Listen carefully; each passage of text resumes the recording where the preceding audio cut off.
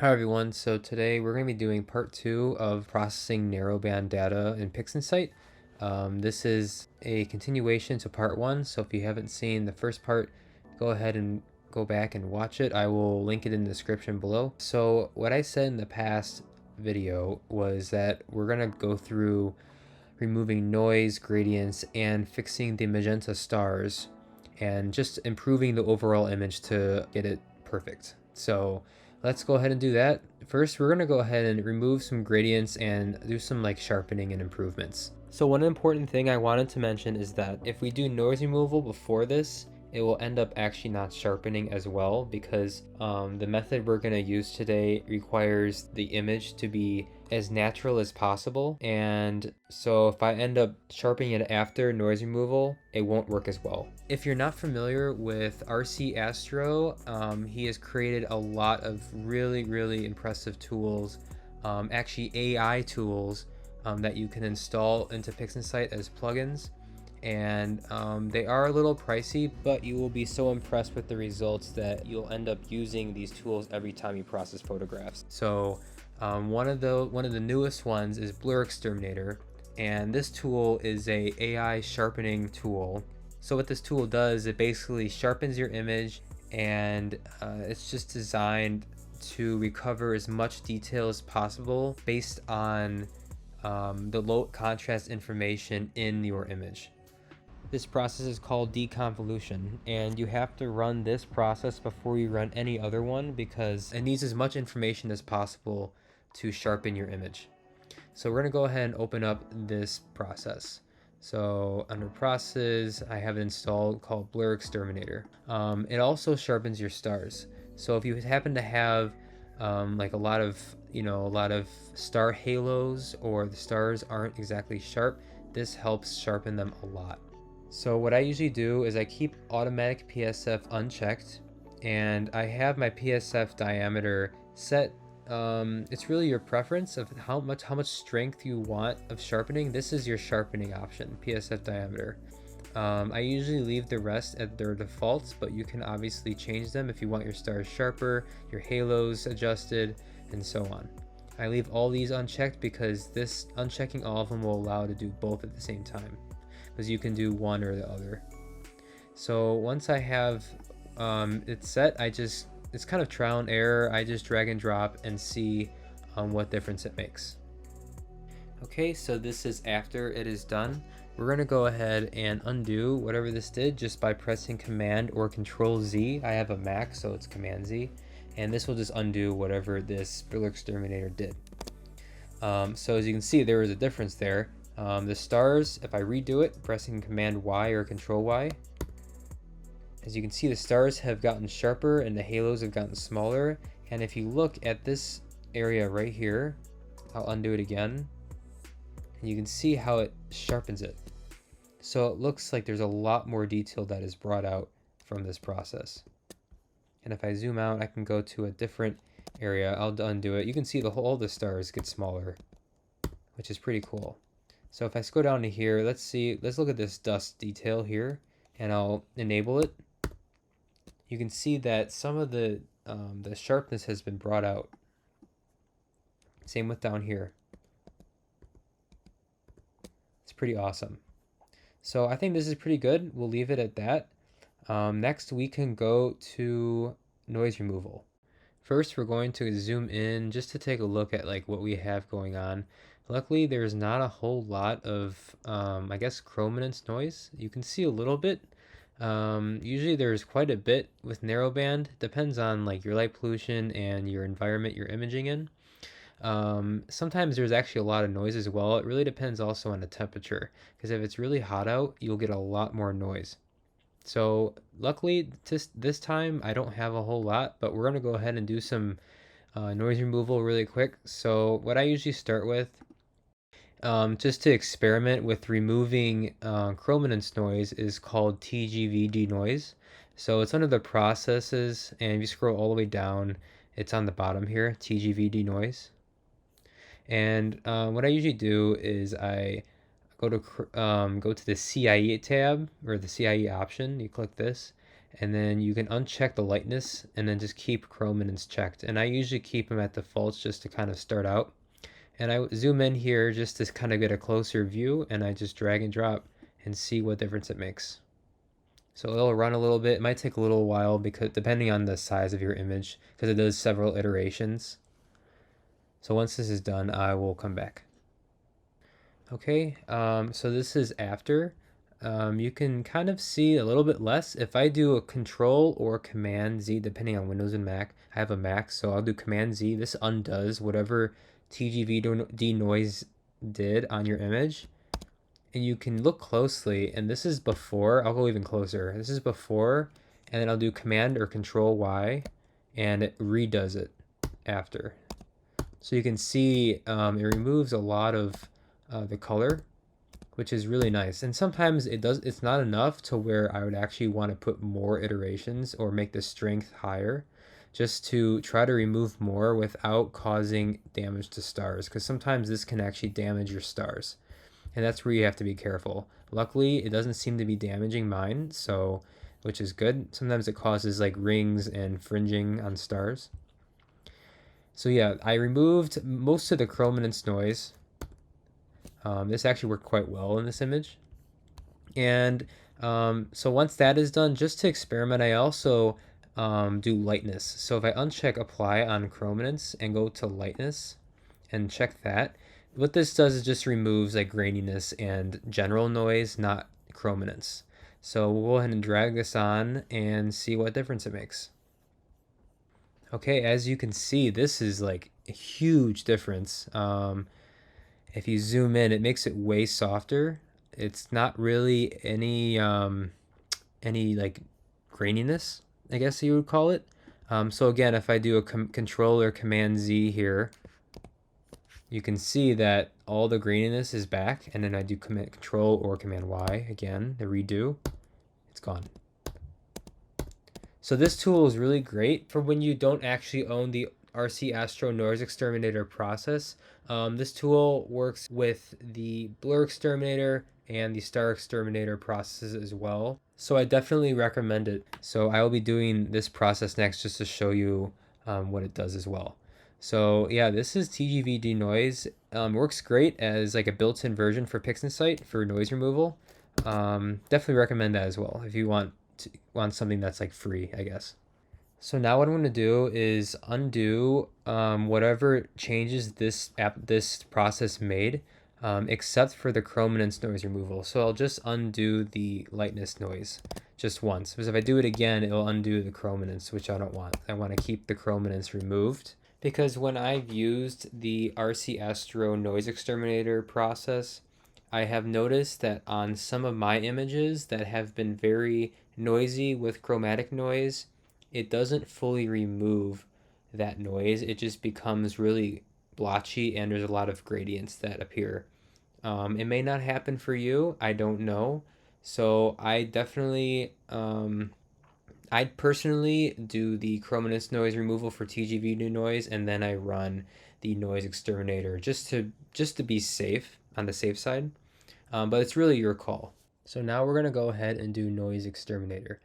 Again, I would recommend doing chrominance removal with TGVDenoise, as I just showed you before you perform this, just so any gradients maybe that may be there are removed prior to running noise exterminator. So we're going to go ahead and open up the process. It's down at the bottom, called noise exterminator. And yep, so you can choose a denoise level, how much denoising you want and how much detail you want to preserve. So essentially, if you have too much detail, the stars will begin to look a little off. They will have rings around them, and if there's too much denoising, it'll just look like someone painted it.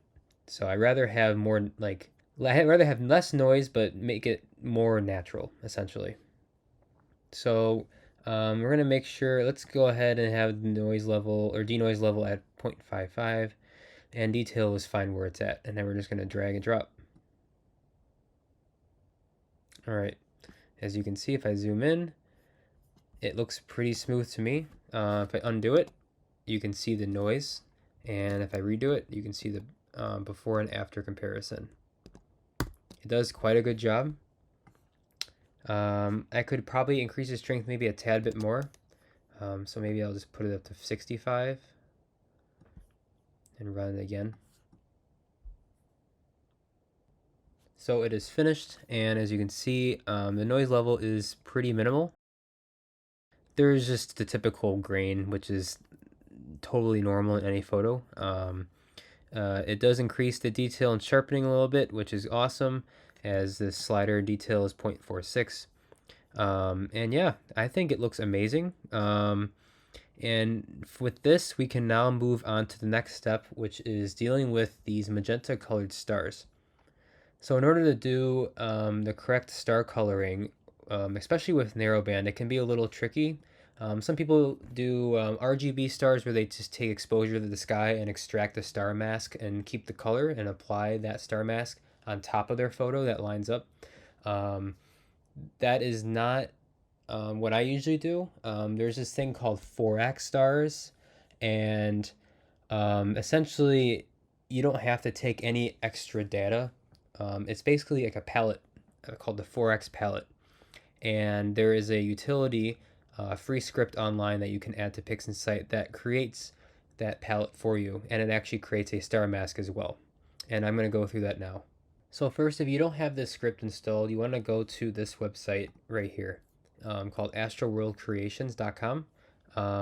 You can look it up and look up Forax script, and you should find the page. I'll also link it in the description as well.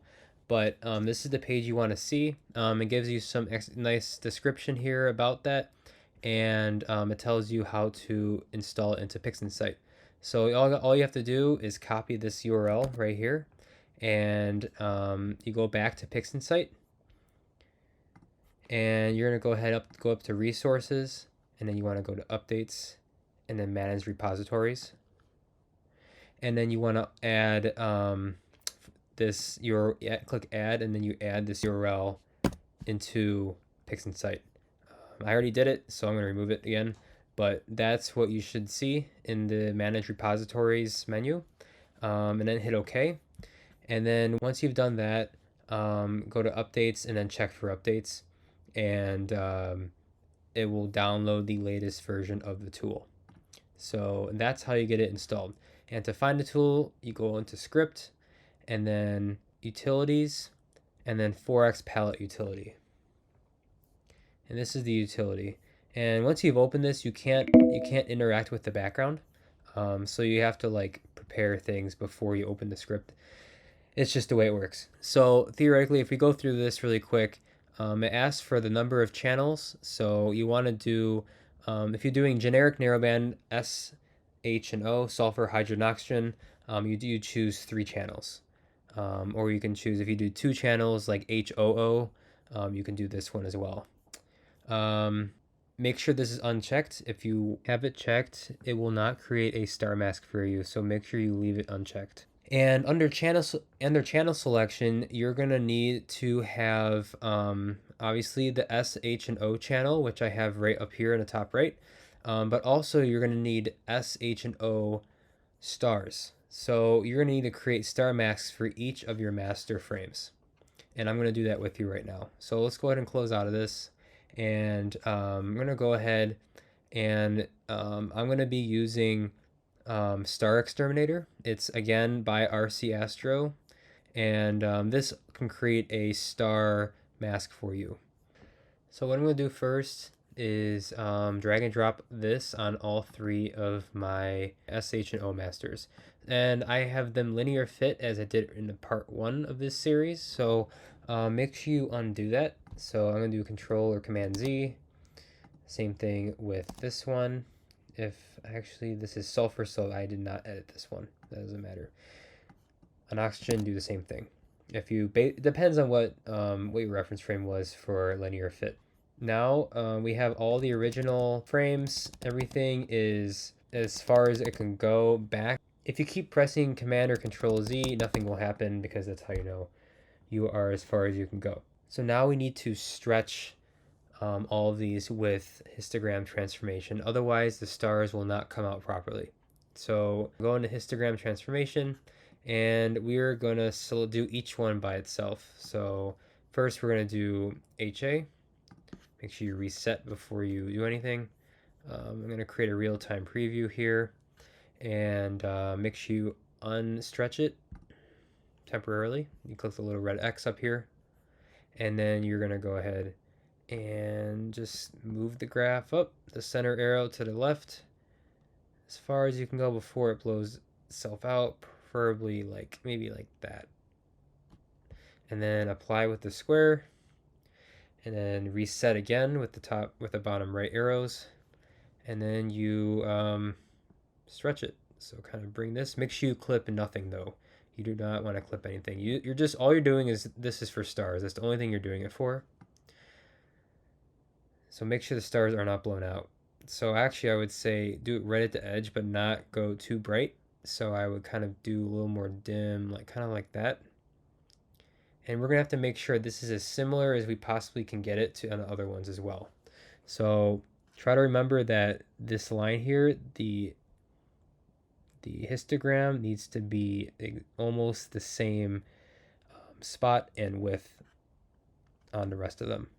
So then we're gonna go ahead and apply it. And now we have this one stretched.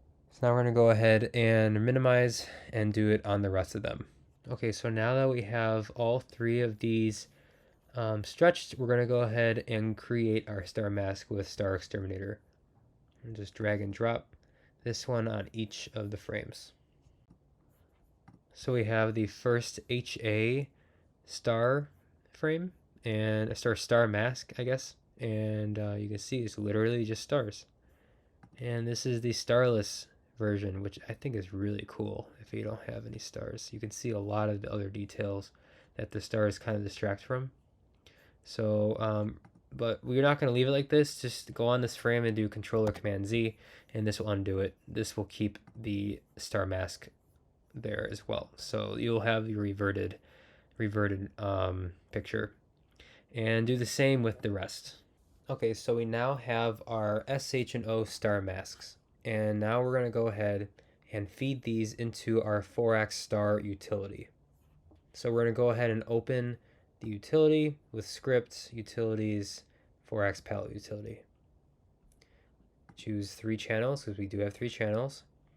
We're going to choose our normal SH and O channels.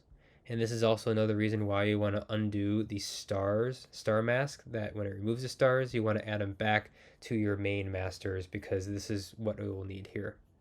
So you're going to choose your S2, O3, or HA and O3. And then you're going to choose your star masks. And then you're going to click execute.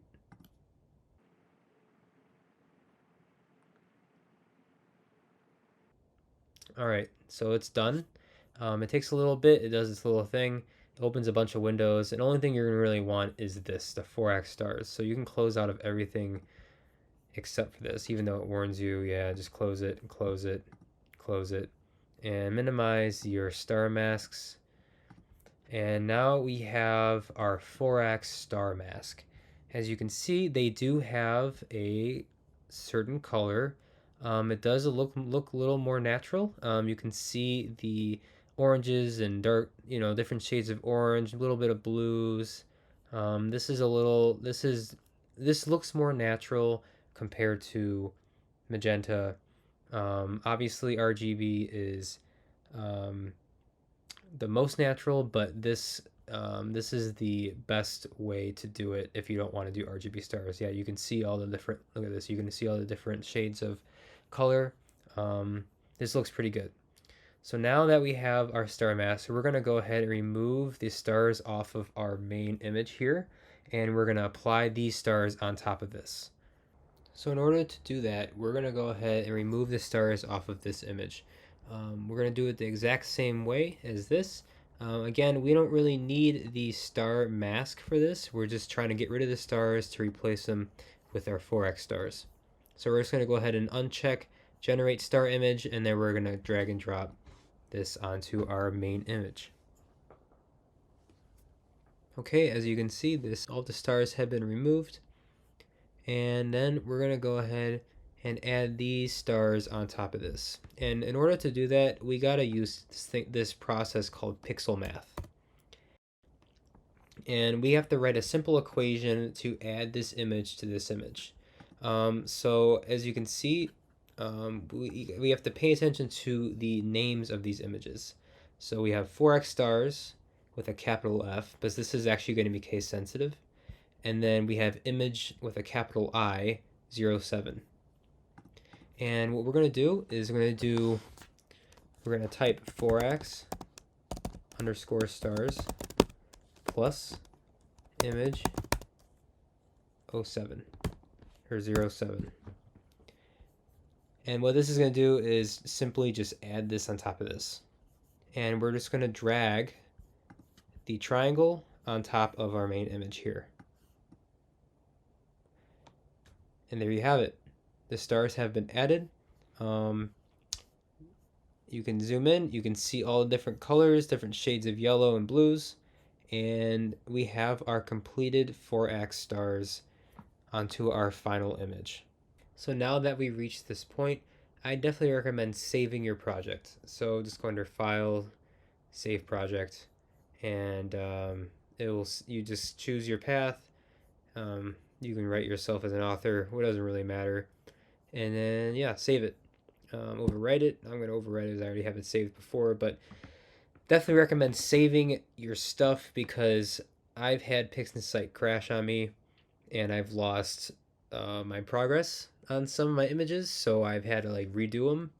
So I definitely recommend saving. Like every process you do, I recommend saving because anything can really cause PixInsight to crash, especially if your computer runs out of memory when you're processing or integrating or something or anything like that. So definitely save. And I'd say the very last step you can do is crop. You can crop your image, especially if you have weird artifacting or coloring on the borders or corners of your image. You can easily crop that out, and it won't really obstruct anything. For example, I have some right here in the top right corner. You can see the red, and there's like some red and different pixelated stuff up here. We can easily crop that out with this process called dynamic crop. So under processes, dynamic crop, and once this is open, you click on the image and then you can drag, or you can just click the bottom right arrows and it'll reset and it'll have a highlighted box here, and then you can drag your crop down, kind of like Photoshop, Lightroom, or any type of editing software you'd use. Crop out the garbage. You don't want to obviously crop out too much because you want to save as much picture as possible. You can see I have another weird artifact down there as well. So that's as much as I could do. Actually, I can probably widen this a little more. Whoops.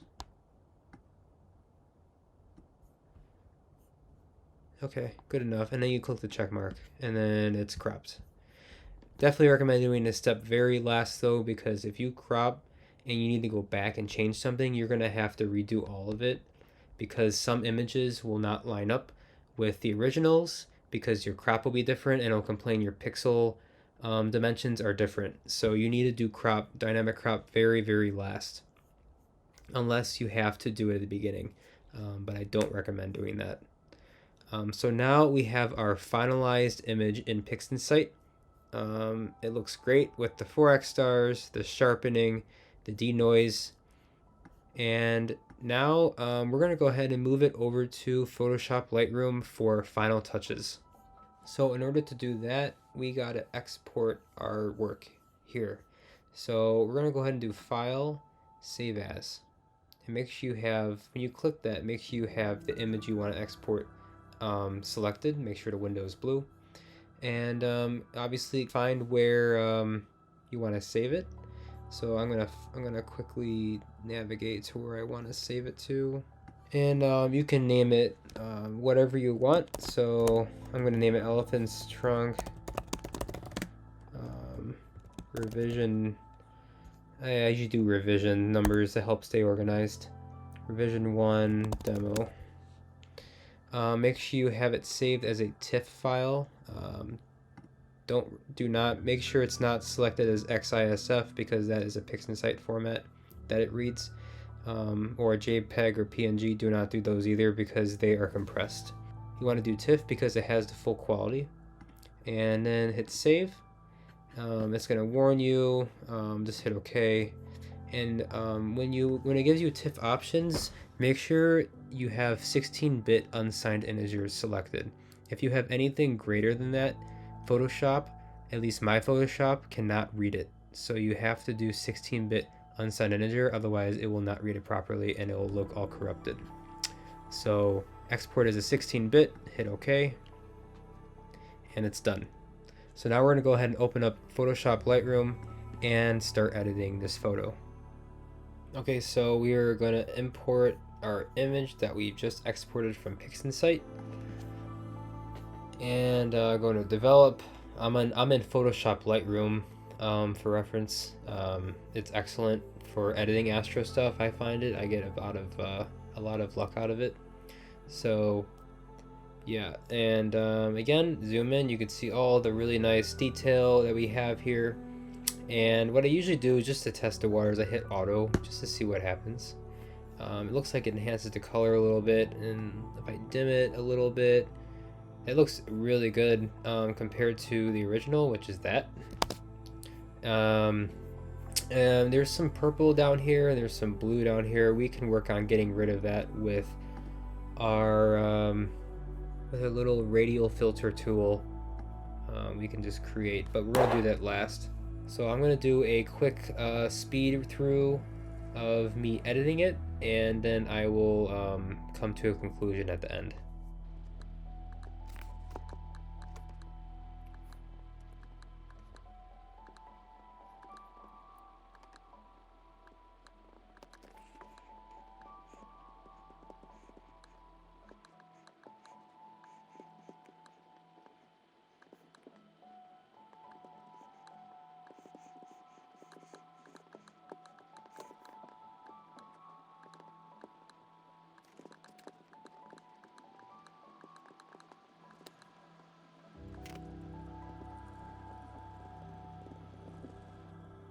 Okay, so I have finished editing the photo. I have enhanced the highlights, shadows, whites, and blacks. I have also done the radial filters with the corners here. Make it a little bit less colored. It's kind of gray. I reduced the saturation to kind of like lessen the tone a little bit. Same thing with this side. And yeah, that I'd say is pretty much it. You can zoom in here. Oops, you can zoom in and you can see all the detail. I did some extra sharpening as well. On top of that, a tiny bit more noise removal, and that has created a beautiful, crisp, detailed image of the Elephant's Trunk Nebula with our Forax stars. And that's about it. So I hope you enjoyed this tutorial. Thanks a ton for watching, and if you stick all the way to the end, I know part 2 is quite long, but it's definitely worth watching all the way to here. So if you stick to here, thanks for watching all this way, and I will catch you later with another tutorial, possibly in the near future. See you guys.